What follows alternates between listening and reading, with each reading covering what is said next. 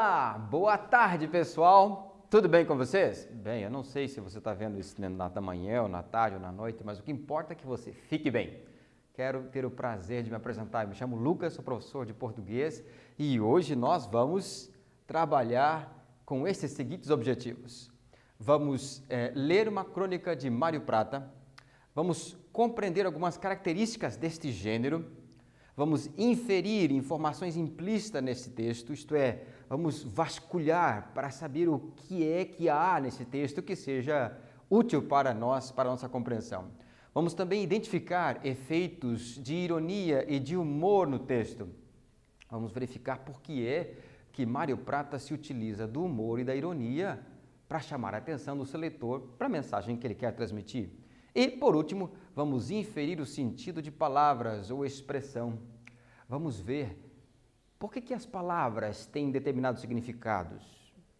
É por pura atribuição e desinformação ou porque tinha por gosto de fazer aquilo mesmo? Nós já vamos entender. Primeiro vamos fazer uma breve reflexão. Note aqui, qual o significado de extravagância? Por que será que o autor da crônica deu este nome para o seu texto? Extravagância. Vamos lá. Bem, o dicionário diz extravagância, qualidade de extravagante, ação que escapa às normas usuais do bom senso, do equilíbrio emocional, do bom gosto. Ou ainda uma outra definição, qualidade de excêntrico, singular ou esquisito. Bem, como vemos aqui, a extravagância tem a ideia de superabundar as coisas, de aumentar as coisas, com a finalidade de chamar a atenção para alguma coisa que seja singular, ou excêntrico, ou também esquisito. Extravagância. Aqui está a crônica de Mário Prata. Eu sonhei que estava numa pizzaria pedindo uma pizza meio calabresa, meio extravagância. E o garçom ainda me perguntava se a metade de extravagância era com cebola ou não. Eu acordei e pensei, extravagância? Tem mesmo nome de pizza? Não tem? Escritor adora trabalhar e brincar com as palavras. É que tem algumas que parecem significar outra coisa. Agora vamos ver. Lendo este pequeno trecho que eu separei, acordei e pensei, extravagância tem mesmo nome de um tipo de pizza? Não tem. De acordo com este trecho lido, qual o tipo de narrador nós temos nesta crônica? Explique. Eu vou dar uns minutinhos para você pensar nessa atividade e fazê-la. Tudo bem?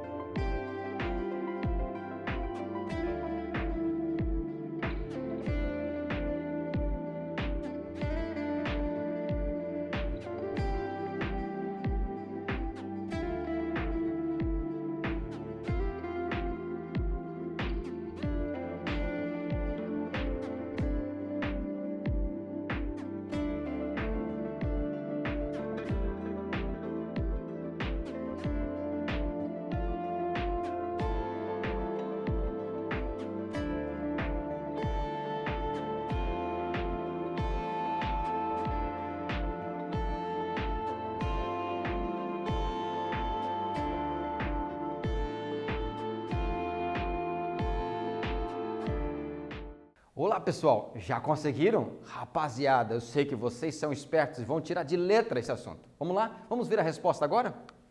Bem, de acordo com o trecho lido, qual tipo de narrador temos nesta crônica? Bem, o narrador é em primeira pessoa, é isso que nós queremos saber. Então percebemos isso pelo uso dos verbos. Eu acordei, eu pensei.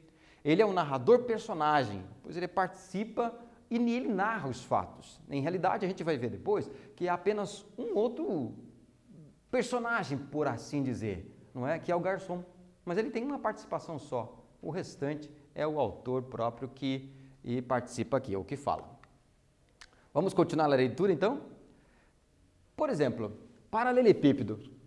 Nada a ver com a pedra que a consagrou.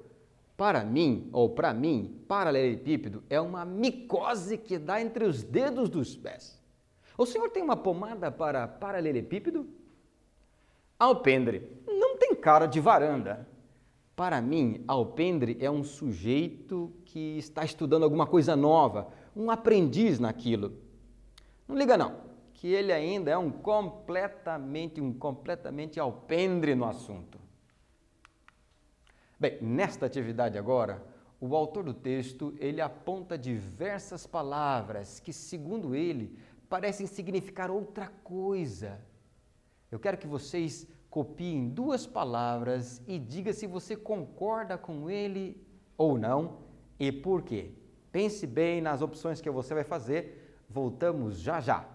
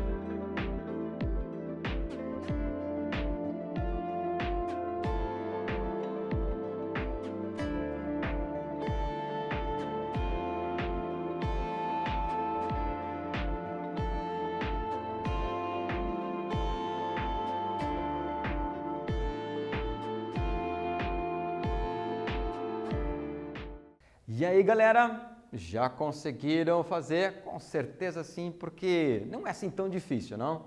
Vamos à resposta. O autor do texto apontou diversas palavras, então eu pedi que vocês encontrassem 2 e que dessem a ela o significado e de que se você concordava com o significado que ele estava dando. Olha aqui só. Claro que é uma resposta pessoal, né? Mas ainda assim nos serve para ponderação. Paralelepípedo é uma micose, na mente dele, micose tem a ver com paralelepípedo. Que coisa mais estranha, não? Alpendre é um sujeito que está estudando alguma coisa nova, ele é um aprendiz. Será que alpendre tem cara de aprendiz? Será que paralelepípedo realmente é uma micose? Poxa vida. Bem, note bem o que nós pensamos aqui, ó. Se nós fôssemos pensar em termos de relação, nem todos os significados, ou signos, ou coisas, possuem uma relação direta de sentido entre a palavra e a coisa no mundo, ou assim. Depois eu digo ali. Em realidade, muitos dos nomes que nós temos não têm necessariamente algo que remeta, que faça alusão ao próprio objeto. Nós chamamos isso de imposição, é alguma coisa que não vem de nós. Alguma coisa sim, tem a raiz, você até pode estudar, mas outras não. Então, por esse motivo, nós discordamos da afirmação do autor, porque não é assim, eu não posso ficar escolhendo a meu bel prazer o que cada palavra deveria, o que cada objeto deveria ser chamado, tá certo? Vamos prosseguir. Vamos continuar a leitura. Ele é engenhoso nas palavras, não é? Urticária, tá na cara que é uma vingança terrível. Podia esperar tudo de você, meu amor, menos essa inesperada urticária. E península, sabe o que é península? Remédio para a urticária. O senhor tome uma península depois do almoço e outra depois do jantar. Península C. Carcará. Bem, carcará pode ser passarinho lá no Nordeste, mas na minha cabeça sempre foi e sempre será inflamação no ouvido. Então note bem, fale mais alto, que eu estou com um carcará desgraçado no meu ouvido esquerdo. Olha como pode ser assim tão criativo, não? E agora vamos então à nossa atividade 3. O que faz deste texto uma crônica? Aponte para mim as principais características que você viu que fazem desse texto ser classificado como uma crônica. Lembre-se que você viu o jogo de palavras que ele fez. Lembre-se que ele falou de coisas do cotidiano. Lembre-se que há apenas um personagem. São essas coisas que vão te dar a dica. Daqui a pouquinho nós damos a resposta.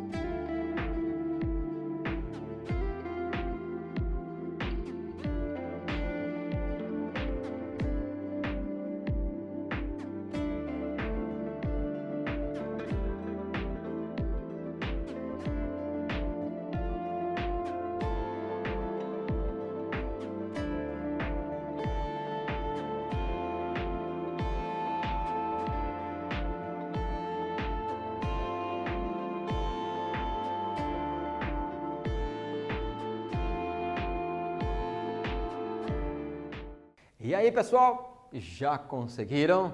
Bem, certamente esta resposta vai exigir um pouco mais de você, mas você vai ver agora pelo quadro que realmente não é assim tão desafiador. Vamos à resposta então.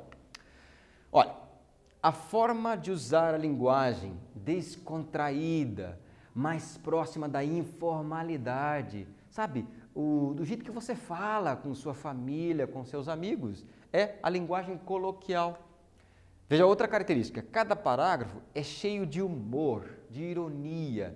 Ele não engessou o texto dele, ele procurou vestir de alegria, de humor, para tentar transmitir alguma ideia que faça as pessoas ponderar sobre o que ele está ali falando. Nota que outra coisa, trata de um tema contemporâneo. Quem de nós não vai a uma pizzaria?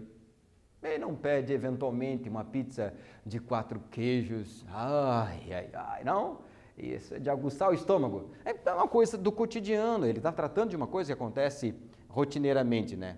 Ele trabalha com o fato do cotidiano, como já acabei de mencionar. Ele faz uso de poucos ou nenhum personagem. A crônica tem essa característica também. Ela não trabalhará com numerosos personagens. O propósito do cronista é destacar um ou às vezes 2 personagens com os quais ele vai construir a sua temática, a sua ideia. E normalmente o texto é rápido e objetivo. Ele dá a sua ideia em poucas palavras para fazer reagir o seu leitor. Bem, vamos seguir adiante? Vamos continuar a leitura porque ele está do meio para o fim já. Agora pense na palavra travesseiro. Travesseiro. Travesseiro é aquele homem que conduz a balsa nos rios. Canivete. Canivete é óbvio, é o sujeito que só tem uma perna. É um canivete, desde pequeno ele é um canivete. Documento não tem nada a ver com papel algum. Documento é a cara que uma pessoa fica quando é surpreendida num delito. Encontramos o elemento completamente documento. Faz sentido isso? Bem, vamos ver. E o leitor, depois de ler este texto anexo, anexo significa completamente sem apetite. Pense um pouco no significado das palavras coitado e enfezado. E não vá se enfezar quando descobrir o que realmente essas palavras significam. Palavras, palavras, palavras. Já dizia Shakespeare. Shakespeare, que significa marca de geladeira. Aliás, eu comprei uma Shakespeare de 800 litros. Que tal? Você já conheceu essa geladeira, esse Shakespeare? Muito bem. Vamos ao nosso primeiro quiz, tá? Notem estas expressões aqui, ó. E o leitor, notem que ele está em vermelho.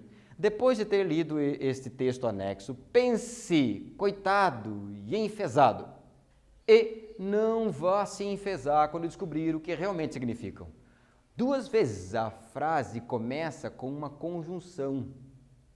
Qual é a melhor justificativa para o autor ter escolhido falar usar uma conjunção para começar essas duas frases. Não é tão comum, mas por que ele fez isso? Então, eu vou deixar para vocês mais alguns minutinhos e vocês logo responderão. Aguardo vocês.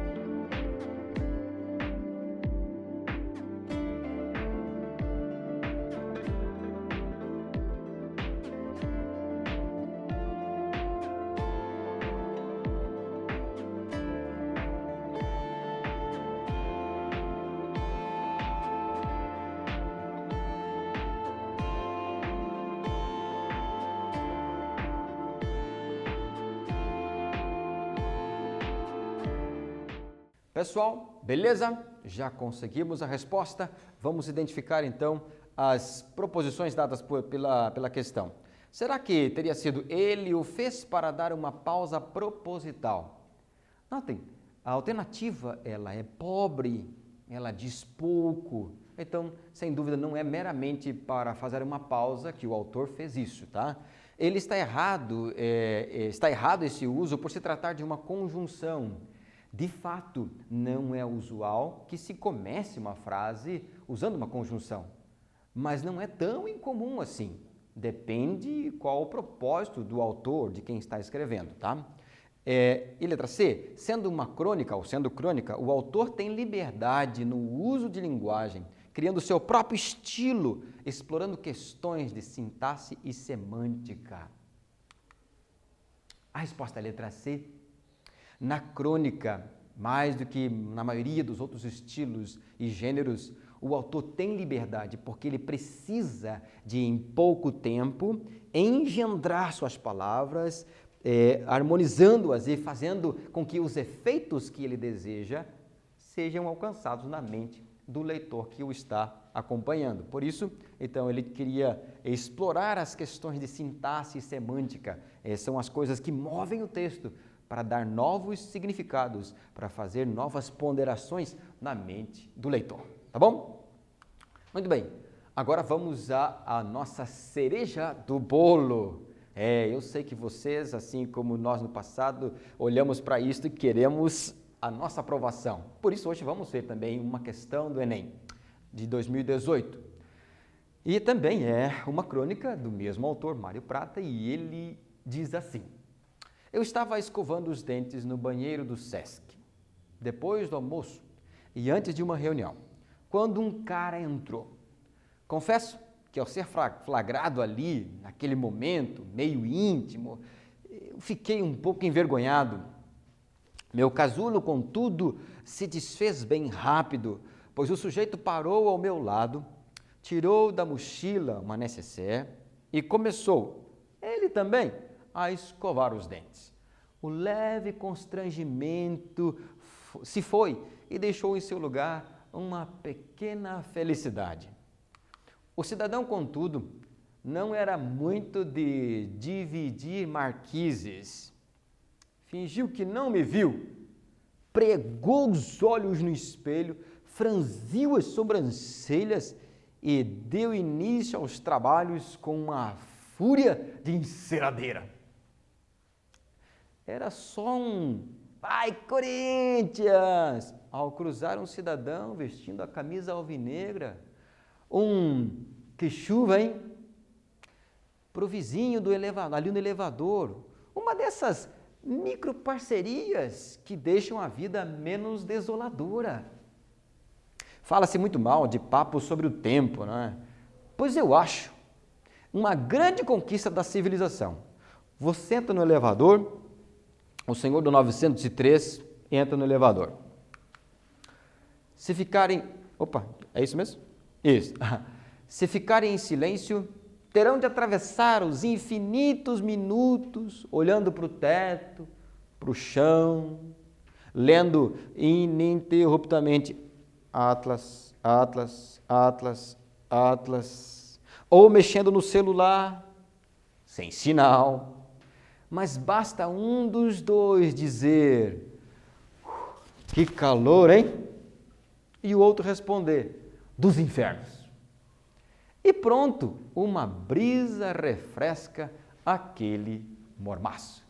Mário Prata, 30 e poucos, página 125. Que texto, não? Que coisa legal! É uma coisa que ocorre todos os dias para quem tem que se utilizar de subir e descer elevadores. Tá?